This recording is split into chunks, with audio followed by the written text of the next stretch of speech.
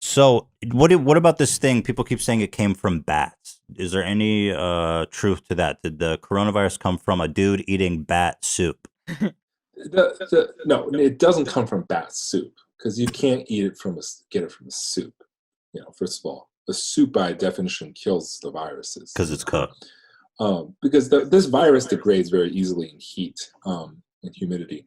The issue is it's similar to the bat, but at the same time, you could it's more like a cousin of the bat. So a cousin means like there's a common ancestor in which from it diverged, right? Like you're related to your cousin not from your mom, but from your grandmother. So the issue is who's this grandparent species that it jumped from. Hmm. And you can tell by how viruses evolve. This is actually, by the way, how we know that in Washington State, when the outbreak finally was discovered, not just the first case, but the outbreak, they realized it actually was derived from that same case. And you know that cruise ship off the coast of California? Hmm. That cruise ship was also derived from the Washington case because you could see how it derived. It came from the cruise ship. The cruise ship came from the Washington State case, not from another one of the new cases from. So it was already here. It was already here, Interesting. and you can tell by the evolutionary lineage. So the evolutionary lineage showed that yes, it's close to the bat, but there's many. We need to find the direct ancestor, and we still have not found the direct ancestor yet. Maybe if we just hunt for more bats, eventually we'll find it, but we haven't found it yet. And to really like disprove any conspiracy theories about bioengineering, the ultimate, the holy grail is to find this immediate ancestor. And sometimes it takes time. Like for MERS, they thought it came from camels or something, but then like 2 years later they eventually found that it actually came from Jordan, from a different species of animals. The cannibals was just camels just a reservoir, but you need to find a direct ancestor, not the cousin ancestor. And the bats are like right now the closest bat version is a cousin of it. We need to find a direct ancestor. And so what I think you touched on there briefly is that in Wuhan there is an institute of virology there. And there are conspiracy theories that claim that this virus is potentially man-made and as a weapon. As it could have been as a weapon. It could have just someone there accidentally got infected. It was an accident, and then So is there any credence to that? There's just as much as that as it was aliens. Like there's no proof. Like it's like circumstantial evidence. Like. You murdered someone because you were attending the same party in which this person disappeared from. It's like, well, there's hundreds of people who were also there. Just because I was there, also there, doesn't mean that just because I was near attending the same ballroom party, that I was, circumstantial is not admissible in the court of law. And again, it's in China, it's such a high density of things, That's not even the most probable. It's not even like Wuhan is a major city.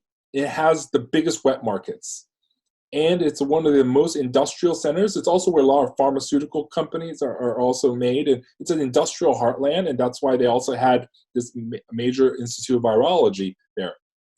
If for some reason, like if this was like in Tibet, and this epidemic started in this teeny tiny corner of remote Tibet, and the Virology Institute is also in that part of remote Tibet, maybe. But this is like Wuhan is like it's like New York City. Everything.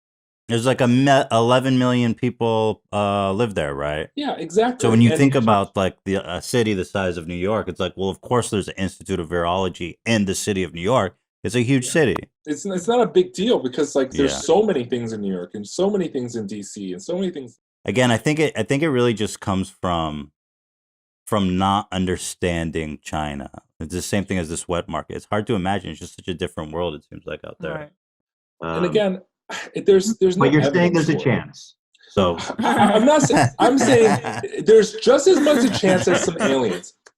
Like there is things we haven't solved. Like And again, I am absolutely not a conspiracy theorist. Like, there is, years ago, someone did engineer the old SARS one, in the SARS epidemic 2003.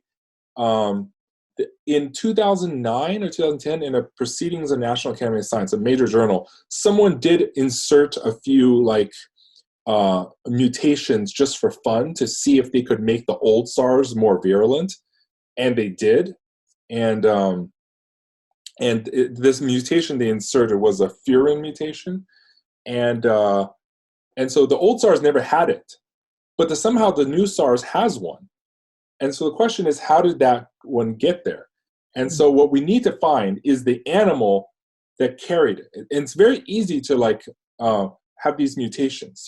They're just like a few amino acid. It's very natural. It can easily happen. But again, we kind of need to find the host animal that was a direct ancestor of it to really put it away.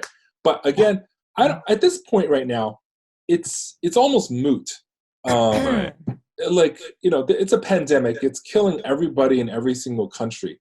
And I think, we'll let the virologists duke it out. And there's no point speculating or chasing it, because there's no other evidence. There's no evidence in any way or shape or form whatsoever. And it's kind of pointless to argue it. So I'm absolutely for the last time against any conspiracy theories. And I think it's a waste of time to over it. Give it more air.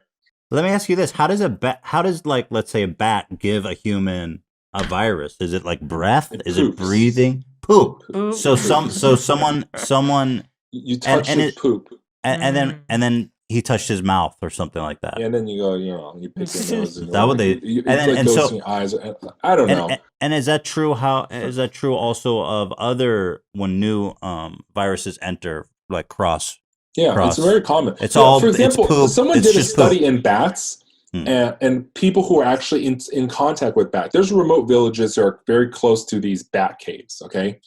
And they thought and they discovered these bats had hundreds of viruses. And they're like, what's the chance that it jumped into these villages that are adjacent to them? And someone did an experiment, and they realized these people were carrying dozens and dozens of these coronaviruses and other viruses that these bats were carrying. And it just so happened that most of them were mild viruses, right? Or just kind of inert, and you just carry it. And so in some ways, that just proves, we just found a remote village that had dozens or hundreds of these bat viruses that exist in bat population, and these people were living with it. It just so happened it didn't kill them at a high rate. So that just supports the fact that it probably came from another animal, and it's just this one unlucky virus hit us.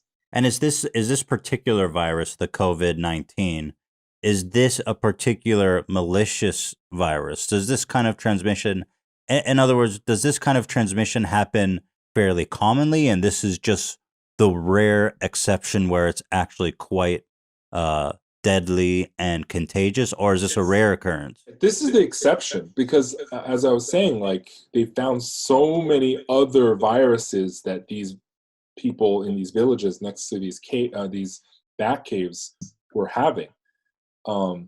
It just literally, this wet market's been around for years, for decades, and it just finally we got unlucky, and a really bad one jumped from animals to humans, and Bob's your uncle.